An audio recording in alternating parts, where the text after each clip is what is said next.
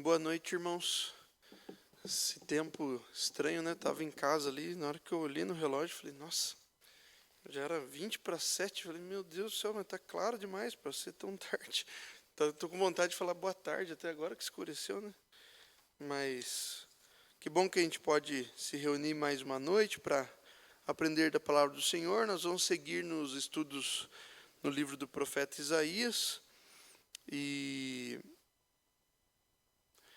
para hoje, nós vamos seguir a partir do capítulo 9.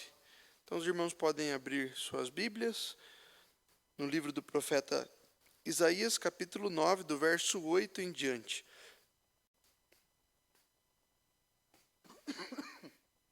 Nós vamos ver o tema, a ira do Senhor contra os impenitentes de Israel.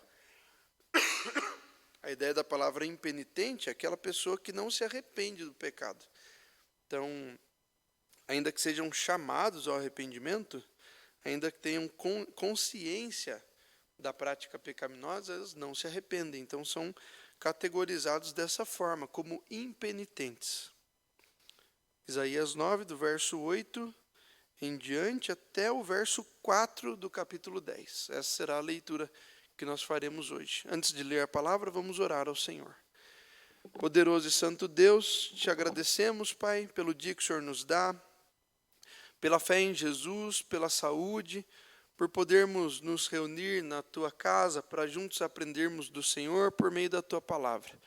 Que o Senhor nos auxilie, Pai, a assim fazer nesta noite, crentes que o Senhor é quem nos conduz, nos governa, não apenas de forma material, mas também fazendo com que a nossa mente, as nossas emoções, o nosso espírito sejam conduzidos pelo Senhor, pelos ensinos da Tua palavra, pela ação do Teu Santo Espírito, de modo que por completo nós sejamos Teus e também vivamos para Ti.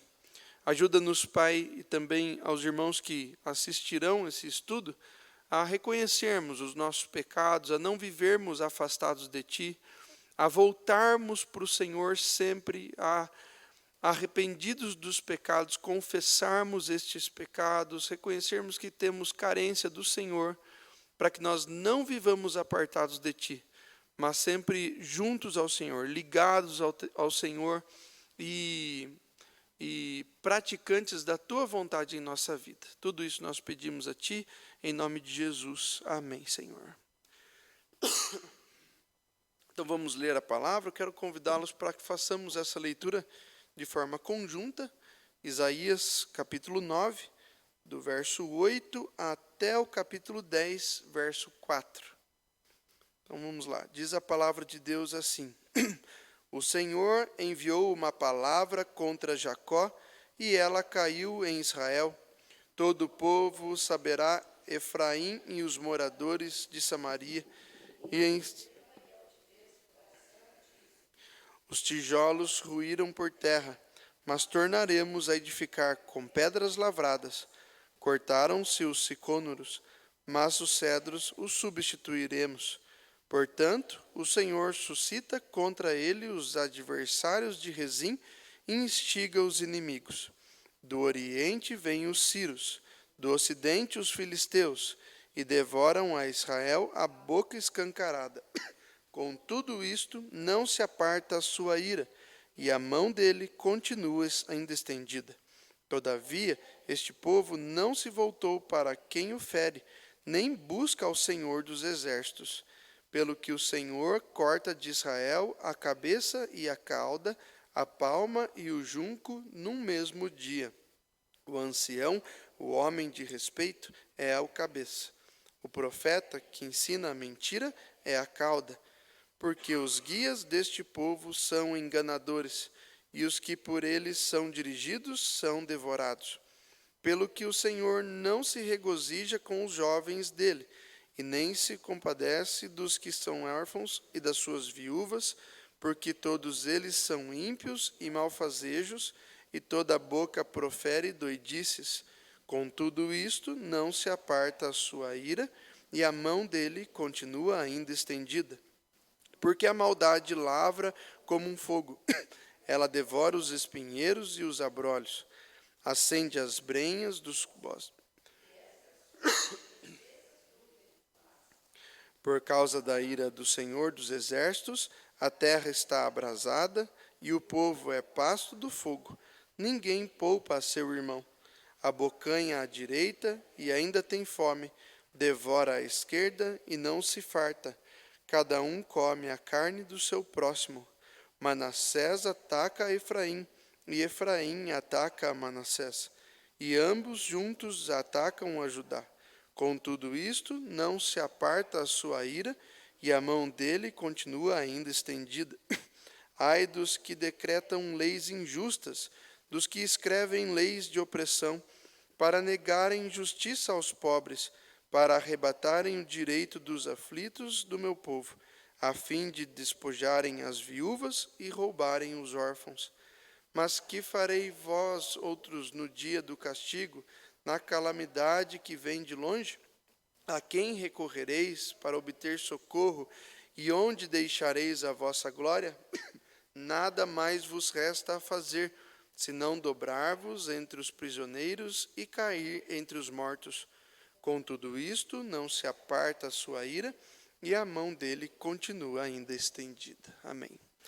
Até aqui. Nós vamos então aprender hoje sobre a ira do Senhor contra os impenitentes de Israel, especialmente Israel, literalmente, não só como uma nomenclatura, mas sobre o grupo residente no Reino do Norte. Nós vimos no início do livro de Isaías que 3 povos são citados aqui: a nação de Israel dividida, Reino do Sul, Judá, Reino do Norte, Israel, um pouco acima os sírios, e mais acima um império maior, mais poderoso, que são os assírios.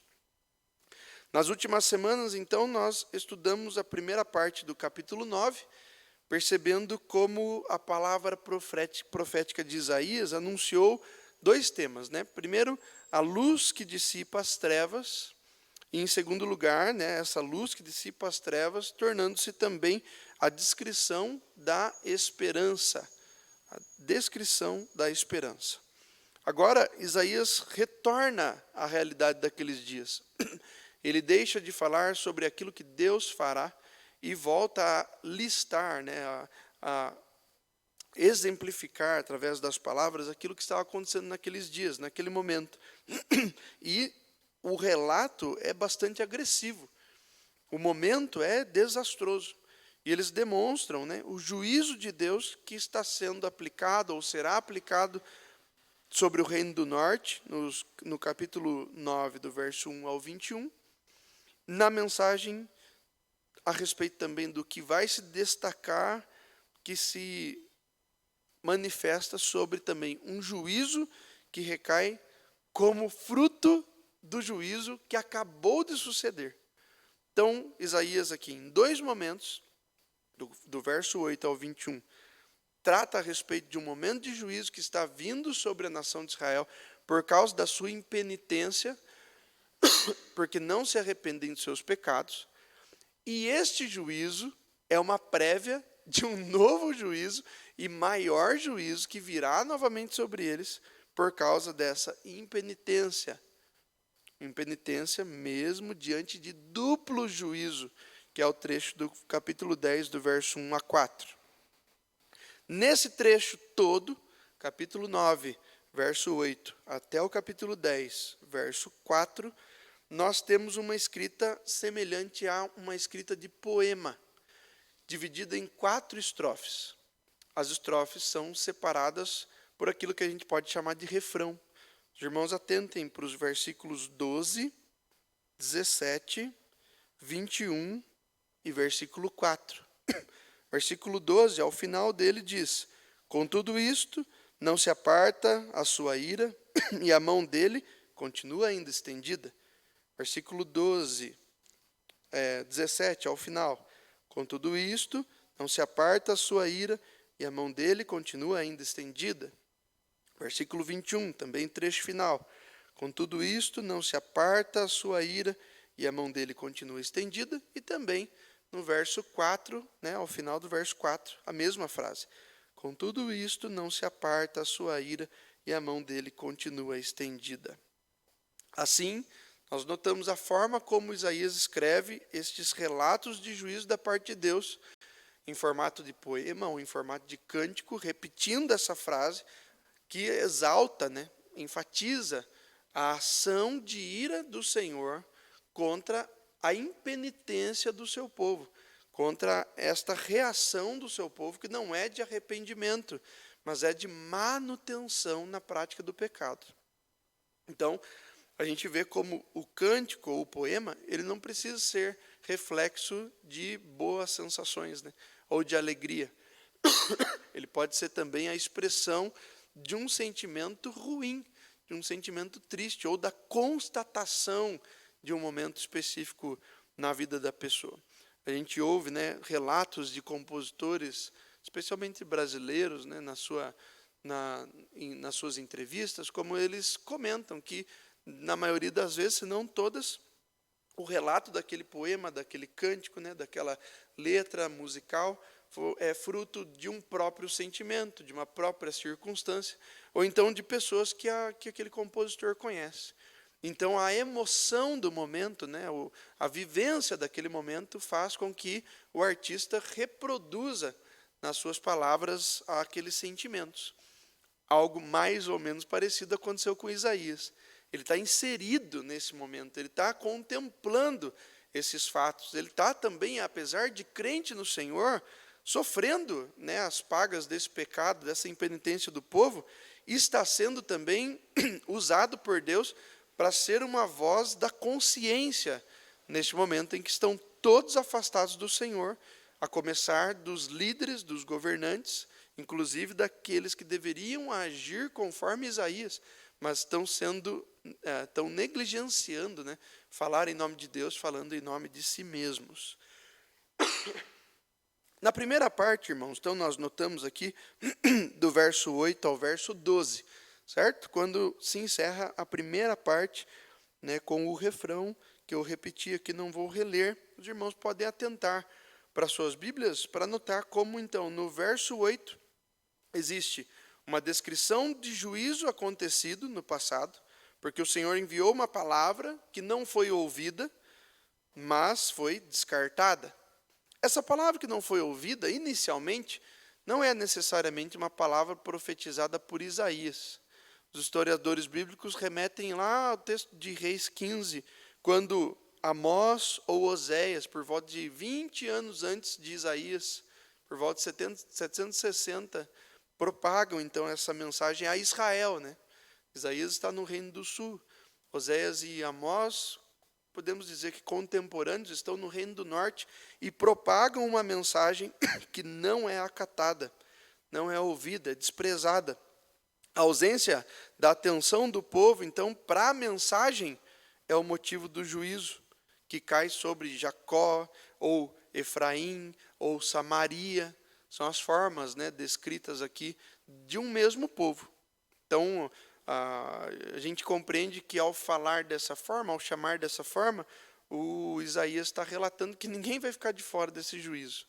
Se você está dentro do grupo ali, que você se autodenomina como os de Efraim, ou os de Samaria, ou os de Jacó, ou os de Israel, o que importa é que você está no Reino do Norte e você está impenitente, né? Você está numa prática de pecado, está ausente, alienado de Deus, está sendo conduzido por pessoas que não estão te encaminhando ao Senhor, e por isso o juízo virá sobre você e os seus, né? Citando vários nomes, ele quer dizer que ninguém vai escapar desse juízo. Na sequência, versos 9 e 10, não vou reler, por uma questão de condição mesmo, então, apesar de a gente já ter lido, né, o texto, peço aos irmãos que atentem aí para as Bíblias. Versos 9 e 10, nós lemos uma nova descrição, agora da atitude do povo em relação à palavra de Deus, né, ao juízo que eles receberam como anúncio. Eles reagiram com soberba e altivez, que são destacados aqui. Então, eles são orgulhosos. Eles reagem com uma palavra de exortação, diante de uma palavra de exortação, com corações arrogantes. E o texto enfatiza o coração, que a gente precisa lembrar, né? O coração, ele necessariamente não era o órgão como nós reconhecemos hoje.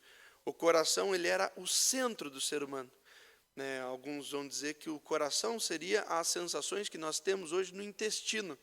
E os estudos comprovam que o intestino é o segundo cérebro humano. O intestino tem tantos neurônios quanto o próprio cérebro, ao ponto de, no nervosismo, nós termos reações até fisiológicas, e não é à toa. Não é porque você, nossa, toda vez que eu fico nervoso, eu preciso ir ao banheiro mais vezes. Você não é único.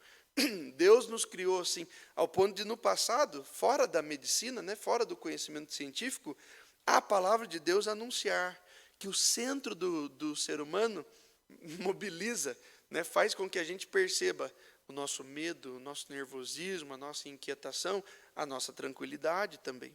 Se tudo está funcionando bem, nós estamos tranquilos. Se tudo está funcionando mal, nós estamos inquietos. O coração, que seria então a sede do ser humano, o centro do ser humano, o lugar que o apóstolo Paulo mesmo vai chamar das entranhas, onde nós reagimos emocionalmente, faz com que eles tivessem um destaque e viessem a perceber pela palavra do Senhor que, diante da chamada ao arrependimento, eles estavam reagindo sem temor, sem nenhum tipo de amedrontamento, de inquietação, mas com soberba, com altivez, com orgulho, com arrogância. O que rege, então, as suas decisões não é o temor do Senhor, portanto, eles não são sábios.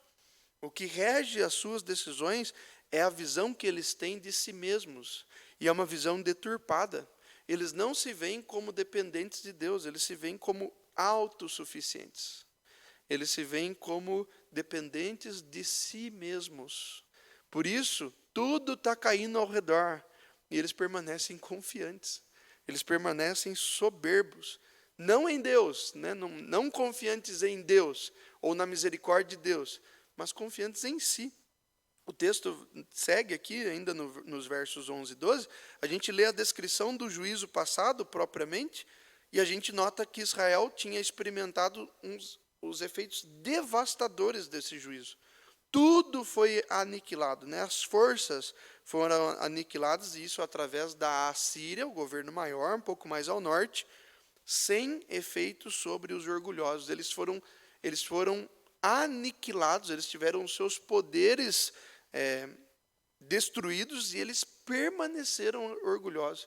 E na sua arrogância, eles se vangloriam de hoje, aliás, daquilo que hoje as pessoas chamam de resiliência. Resiliência é uma palavra que está em moda, né? Está na moda.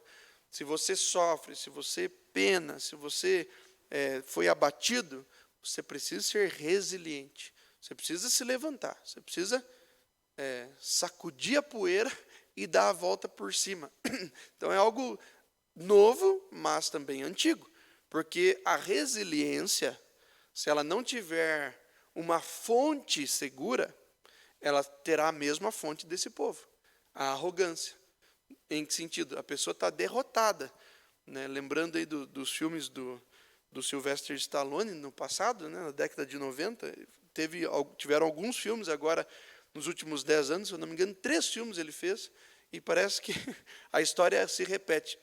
É um ator que faz o papel de uma pessoa que só apanha, mas no último minuto dá um golpe final, e daí ele se sai vencedor. Mas não é uma vitória empolgante, é uma vitória daquele tipo que foi ali no último segundo.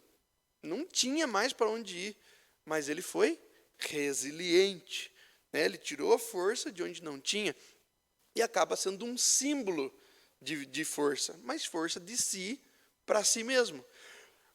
A palavra de Deus anuncia que essa força de si para si mesmo não é uma força digna de confiança, né? Portanto, a resiliência, ela precisa partir da fonte natural do ser humano, que não é o próprio coração, mas é a fonte de vida, né? O do Senhor. E esse povo não tinha isso. Eles destacam essa tal resiliência soberba através de atitudes do tipo: se os nossos tijolos eles se quebraram, nós construiremos melhores.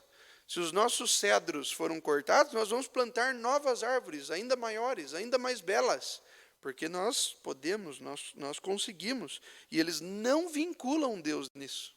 Eles não citam o Senhor, eles não clamam de Deus a força, eles falam de si para si mesmos. Eles são então soberbos e arrogantes, mesmo constatando uma vulnerabilidade. O que eles veem diante dos próprios olhos é fragilidade, e mesmo assim eles permanecem arrogantes, permanecem diante do juízo de Deus executado pelos assírios, sem confiar no Senhor dos Exércitos. Eles confiam em si mesmos. Na segunda parte agora, depois do refrão, no verso 12, do verso 13 ao 17 agora, a gente tem uma ordem inversa. Se primeiro foi a descrição do juízo e depois da atitude, agora a gente tem a ordem inversa. Primeiro a descrição da atitude do povo e depois a descrição do juízo de Deus. No verso 13, a descrição da atitude. Nos versos 14 a 17, a descrição do juízo.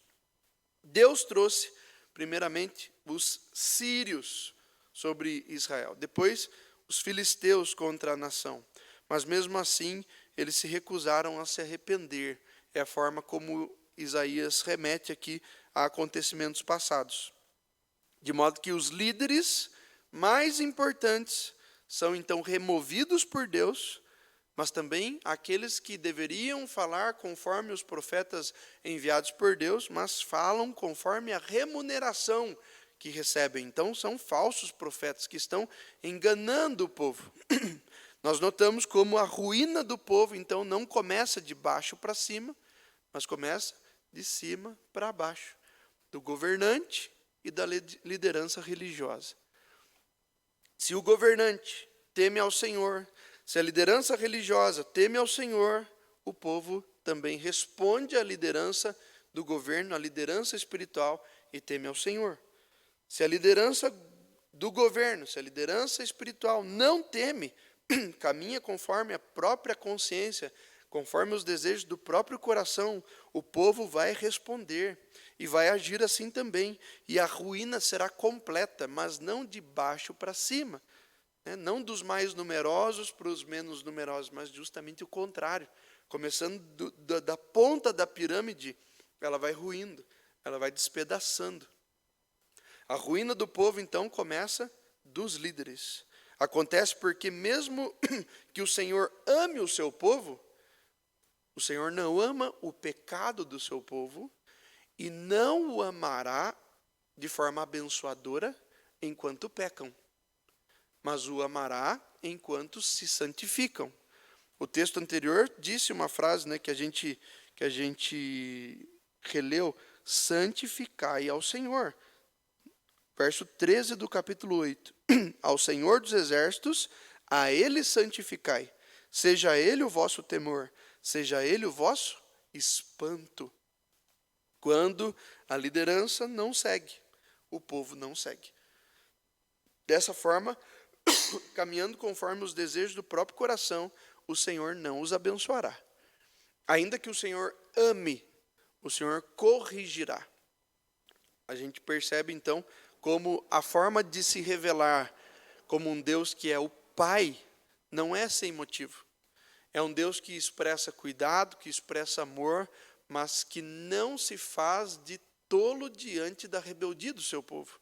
Não passa despercebido a rebeldia do seu povo, mas como um pai que ama, o Senhor também corrige. Corrige de uma forma branda. Se não há resposta, corrige de uma forma dura.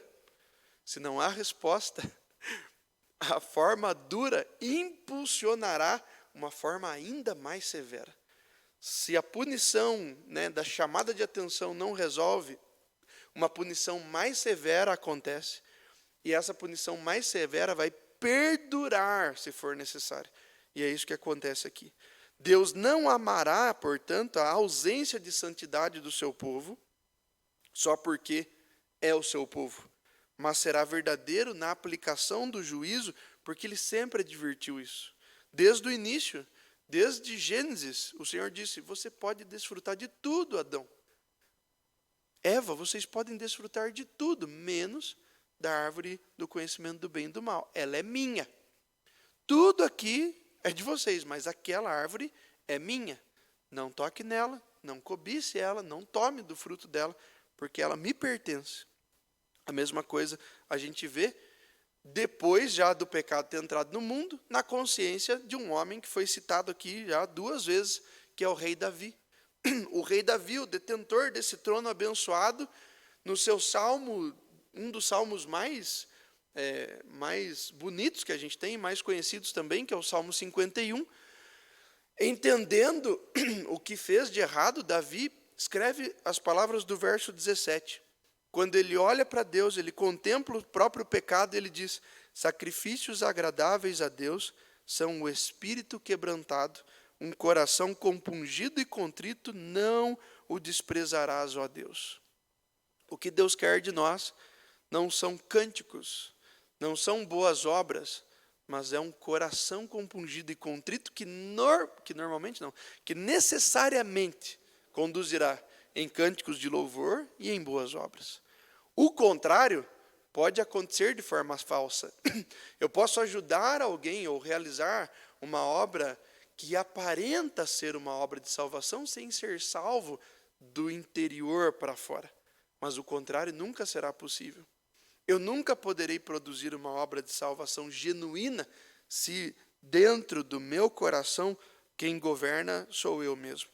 Então Davi reconhece que para que haja salvação ou perdão dos pecados, primeiro precisa haver um prostrar-se do coração, né? um prostrar-se de forma integral diante do Senhor. Uma frase de um comentarista que eu li recentemente diz assim, isso a gente vê no Antigo e no Novo Testamento: a única forma de fugir de Deus é fugir para Deus.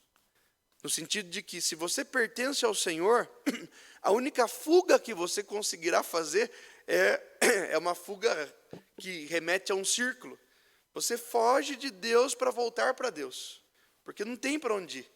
Se você pertence ao Senhor, o seu pecado não fará com que você deixe de pertencer. Então, por mais que você fuja do Senhor, você voltará ao Senhor. Ele diz então que a fuga que Deus permite, muitas vezes, né, que nós realizemos, faz com que a gente volte para Ele. E isso em arrependimento, em confissão de pecados. Voltar para Deus, então, é o único meio para transformar a sua ira em misericórdia. A única forma de transformar o Deus irado contra o pecado e o pecador num Deus misericordioso é a rendição do coração. E é justamente o que a gente não vê aqui. O povo está sendo conduzido às palavras de Deus, está sendo conduzido a reconhecer a própria vulnerabilidade, a própria fragilidade, mas ao invés de irem para Deus, eles voltam para si mesmos. Eles não andam em círculos, eles estão fazendo um caminho totalmente diferente. E o Senhor, então, punirá essa geração por causa disso. O texto diz que os jovens, aqui no verso 17, pelo que o Senhor não se regozija com os jovens dele, e não se compadece dos seus órfãos e das suas viúvas, porque todos eles são ímpios e malfazejos, e toda a boca profere doidices, né? Uma palavra estranha. Isso quer dizer que o povo não se arrependeu. E pior, eles se tornam perversos, experts na perversidade. Quanto mais perversidade eles praticam, mais aptos a praticá-la eles se tornam, e mais soberbos então eles se tornam, porque eles veem que eles têm uma habilidade de mentir, uma habilidade de causar maldade, uma habilidade de passar despercebido na sua atitude de maldade propriamente dita, de violência.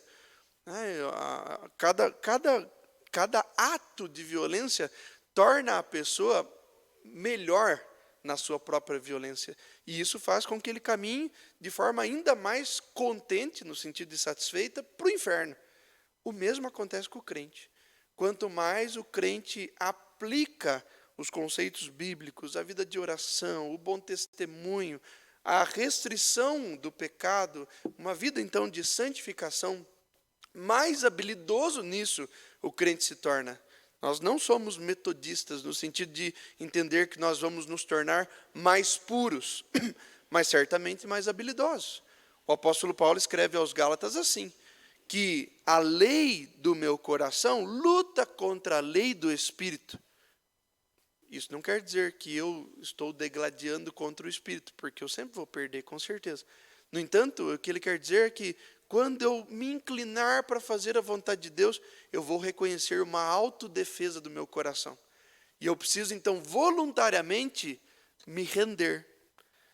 E essa rendição, ela é o meu papel nesse caminho. Eu estou diante de um como que chama mesmo? Um opositor maior do que eu. Ao contrário de Davi, eu preciso me render. Eu estou sem armadura, eu estou sem habilidade, e eu não estou indo em nome do Senhor, eu estou indo contra o Senhor. Então o que me cabe é rendição. Eu não vou lutar contra o Senhor. Eu me rendo. O que eu estou pensando, o que eu estou desejando é mal. Eu abro mão. O que Deus diz para mim que é verdade, o que Deus diz para mim que é o ideal, eu abraço. Talvez inicialmente eu não consiga, mas eu insisto porque é o que Deus quer. E o que Deus quer é o melhor para a sua glória e o melhor para o fortalecimento da minha fé. Diante disso, a gente segue, vendo que esse povo, então, estava vivendo algo semelhante à nossa sociedade. Eles podem não se intitular como ateus, mas eles vivem um ateísmo prático. Eles vivem como se Deus não existisse. Na sua prática, na sua fala, no seu comportamento, nos seus desejos, na sua perspectiva de futuro, nos seus planejamentos, nos seus sonhos. Tudo envolve só eles. Deus existe, mas só existe porque eu não posso negá-lo.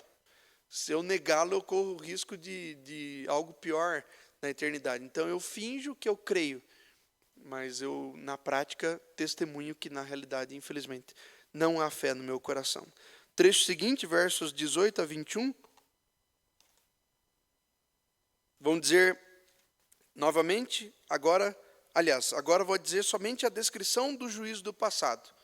Versos 18 a 21 só tem a descrição do juízo. E a partir disso, a gente compreende, sobre o que foi tratado já, nessa impenitência, nessa ausência de arrependimento, como a corrupção espiritual, então, nascia de cima para baixo, dos governantes para baixo, se espalhando ao ponto de consumir todos os retos e justos de coração daqueles dias. Essa ausência de retidão fez com que o Peca, o governador do Reino do Norte, pressionasse o Reino do Sul, na época de Acás, a se juntar aos sírios, através de Rezim, para lutarem contra um reino maior, que era os assírios. Este, então, é um dos momentos, aliás, um dos muitos momentos que Deus julga a sua nação, o seu povo, através de um governante perverso. Primeiramente, através de Peca, depois, no Reino do Norte, depois, através de Acás, no Reino do Sul, fazendo com que a ausência de temor ao Senhor da parte deles fizesse com que eles, os seus falsos profetas e todo o povo perecesse, porque o governante inicialmente não temeu ao Senhor. Debaixo de uma liderança impura espiritualmente, até mesmo a igreja pode se categorizar numa sociedade, ou numa parcela da sociedade que vai ser abandonada por Deus. Se a partir da liderança da igreja não houver temor do Senhor, dedicação ao Senhor, frutos de arrependimento, testemunho, o Senhor fará também com que toda a igreja pereça. Isso é natural.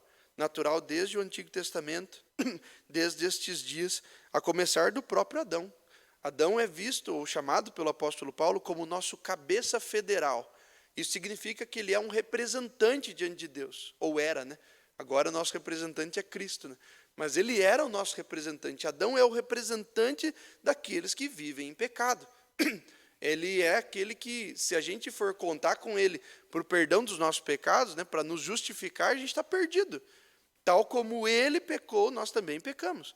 Então, Deus enviou ao mundo um novo cabeça, que é Cristo, o cabeça da igreja. aquele que governa a igreja, que sustenta a igreja, mas também representa a igreja diante do Senhor, né, no dia do julgamento final. Um comentarista bíblico nesse trecho vai dizer assim, algo muito interessante. A impiedade cobre todos os aspectos de uma vida afastada de Deus e da sua lei. Todos os aspectos de uma vida afastada de Deus e da sua lei se tornam ímpios, ou se descategorizam, né, de uma santidade. Uma vez admitido, cria vida própria, e daí, como diz o texto aqui, queima como fogo, e isso remete a uma coisa que é autodestrutiva. Então, se uma pessoa diz que é crente no Senhor, mas ela não vive como um crente, automaticamente a sua vida vai autodestruir essa confissão falsa. O seu comportamento, a sua fala, a sua forma de ver o mundo, as suas expressões, né, as suas conclusões, os seus sonhos, os seus ideais, vão testificar contra ele, como o fogo faz com a madeira, que alimenta o fogo. Né, ela é uma retroalimentação. Né, a madeira, o fogo depende da madeira, a madeira depende do fogo, e daí os dois se consomem, e na consumação dos dois tudo vira cinza. É isso que o Isaías está falando. Nessa ausência de temor ao Senhor, o final de vocês é aquilo que o fogo causa, que é a destruição completa. E, no caso, é a autodestruição. No texto ele ainda vai citar as roseiras bravas e os espinheiros. Conforme esse mesmo comentarista, o Alec Mottier, simbolizam um resultado de perversidade. Essas duas plantas, espinheira é mais fácil para nós, né? Mas a roseira brava seria uma roseira muito espinhosa também. Apesar de ter certa beleza ou certo perfume, se você chega perto, ou onde ela estiver, não tem como você prosseguir, você precisa mudar de trajeto. Essa ideia que também é simbolizada no trecho que cita as nuvens de fumaça. A gente diz, né? Onde há fumaça, há fogo. É esse o sentido. Se as nuvens de fumaça são espessas, o fogo também é um fogo que está queimando mais fortemente.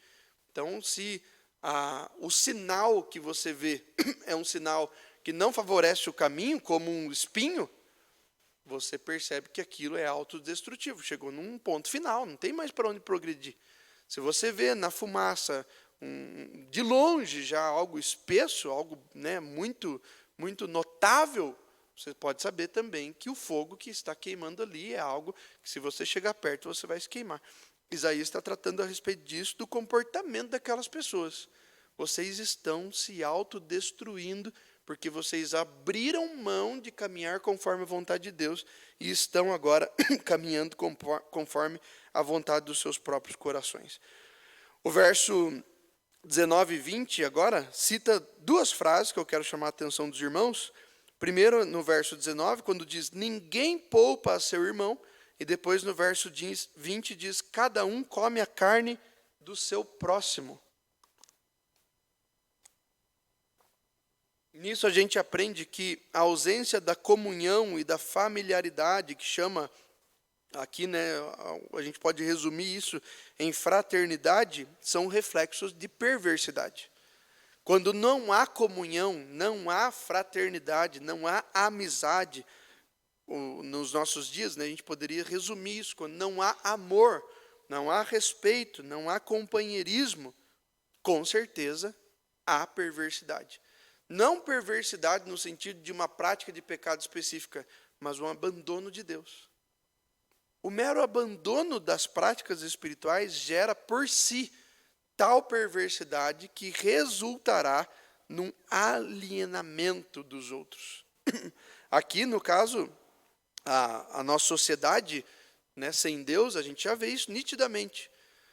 Eu vi um vídeo, hoje inclusive, eu não sei se é um vídeo antigo, mas de todo modo, uma sucessão de discussões no Instagram, um vídeo de 1 minuto, mostrando como o último programa A Fazenda, da Rede Record, que é tipo um Big Brother, né? Eles não passam foi o que eu deduzi, eles não passam um dia sem que haja uma contenda, né, uma briga de ameaça o tempo todo. Ameaça cara a cara, ameaça de gritaria, ameaça de dedo no rosto, de posição de briga, de homem, de mulher com homem, de homem com mulher, e grupos assim que não conseguem, que não estão conseguindo, ou não conseguiram, não entendi bem, conviver durante o confinamento na casa. Eles ficam, acho que 3 meses, se for igual ao Big Brother, né, desde o início, 3 meses ali convivendo, um momento ou outro de contenda tem que acontecer, né? Não é possível, é humano. Agora, nas últimas semanas, não ter um momento de paz, um momento de respeito, isso destaca a nossa sociedade brasileira. Quando a perversidade que simboliza no abandono de Deus, no abandono das disciplinas espirituais básicas, como oração e leitura bíblica, se categoriza na falta de fraternidade entre os seres humanos. Isso é visível na sociedade, isso é visível na política, isso não pode ser visível na igreja. Na igreja nós temos que lutar contra isso. E a melhor arma contra a ausência de fraternidade é eu me responsabilizar em buscar o Senhor na minha casa, para que quando eu tenho contato com o meu irmão, que talvez não esteja buscando, eu seja luzeiro na vida dele. Assim como eu preciso ser na sociedade, eu preciso ser também na igreja. Sem esperar do outro, mas servindo o outro. Estou quase acabando. No corpo de Cristo é assim, né? O apóstolo Paulo vai citar lá em 1 Coríntios 12, 21. Não podem os olhos dizer à mão, não pertencemos a ti, nem ainda a cabeça aos pés, não preciso de vós. É isso, né? Quando há perversidade, há uma alienação, e essa alienação não pode acontecer na membresia da igreja, né? A membresia da igreja ela precisa permanecer longe da perversidade, perto de Deus e perto também uns dos outros. Trecho final, capítulo 10, verso 1 a 4, quando a gente vê, né, no final do verso 4, o último refrão, a última parte desse poema, dividido aqui em 4 partes. A gente lê uma previsão de algo que não é nada bom, né, de uma desgraça que está para acontecer num juízo futuro, e a gente nota que é causa do maior juízo, que a causa desse maior juízo foi justamente a ausência de arrependimento do povo, que não reagiu positivamente conforme Deus os chama. Deus pesa a mão, mas eles não fazem como Davi no Salmo 32. Abram suas Bíblias, por favor. Livro dos Salmos, Salmo de número 32.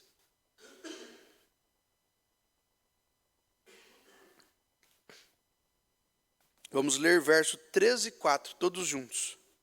Salmo de número 32, versos 13 e 4. Desculpa, 3 e 4. Vamos ler juntos? Diz a palavra de Deus. Enquanto calei os meus pecados, pelos meus constantes gemidos todo dia, porque a tua mão pesava dia e noite sobre mim, e o meu vigor se tornou em sequidão de estio. O estio aqui é justamente o outono, uma época do ano em que nada floresce, mas seca. Diferente da primavera, em que as flores ficam mais rígidas, né? As folhas ficam mais rígidas, as flores brotam, o outono tudo seca. A palavra estio no texto hebraico é justamente essa estação do ano em que só há sequidão. Assim fica o coração humano, sobre o qual Deus pesa a mão porque está em pecado, mas não está arrependido. Está em pecado e mesmo triste, abatido, vulnerável, fragilizado, permanece naquela condição. Não reage positivamente à ação de Deus, que é misericordiosa em pesar a mão, no sentido de fazer com que nós fiquemos tristes com a prática de pecado. Fiquemos com a sensação de dívida contra Deus. Por isso, aquele que peca não deveria se ausentar de Deus, mas deveria entender, eu preciso do Senhor mais do que nunca. Eu vou ao Senhor, eu vou clamar ao Senhor, eu vou buscar ao Senhor, porque eu pequei, porque eu falhei contra Deus. E se eu me ausentar da mão do Senhor, Ele não se ausentará da minha presença, porque Ele me ama. Mas esse amor também pode ser um amor corretivo.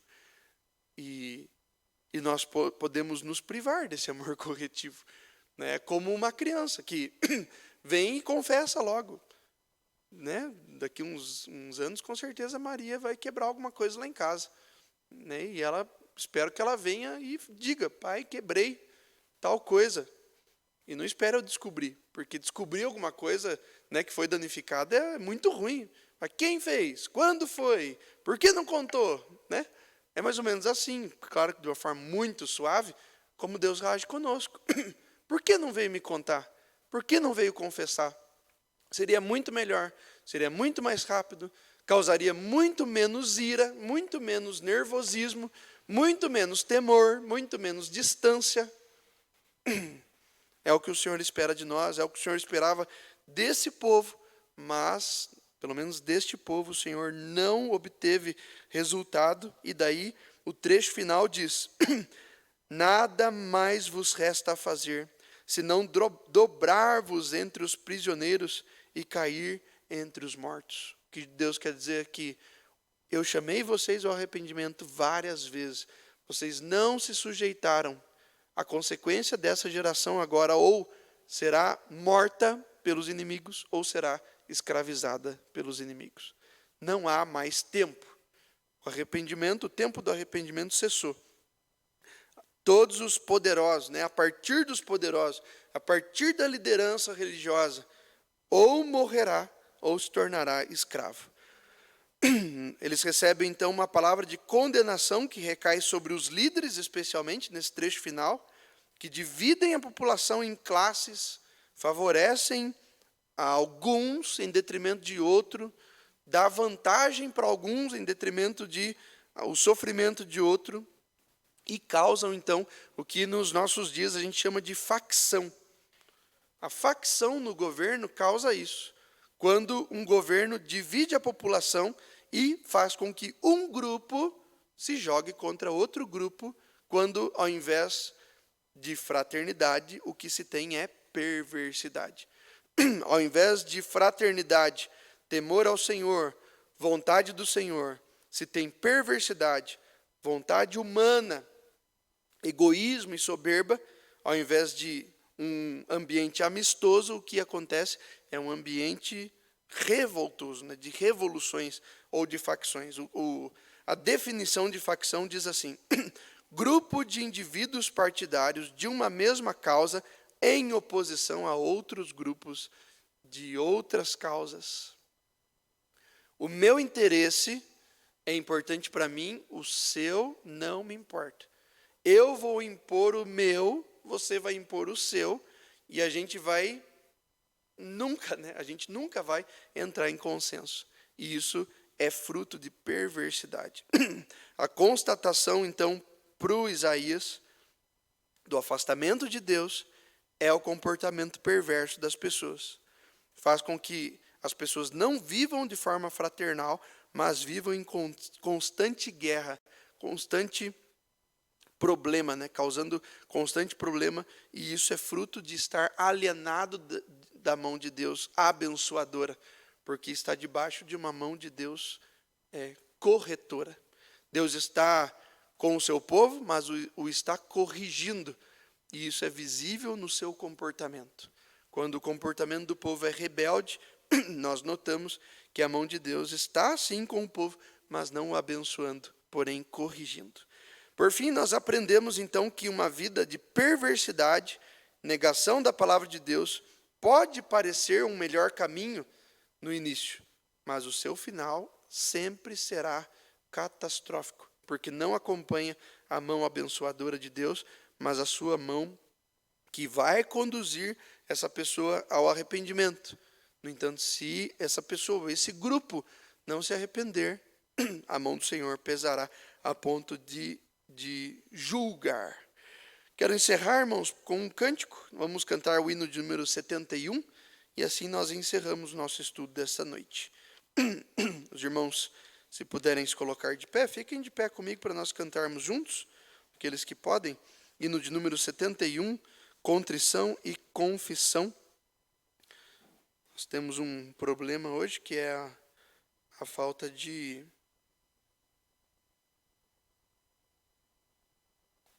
música, isso. Sumiu o nome. E agora o meu aplicativo aqui também desapareceu. Rapidinho aqui já acho.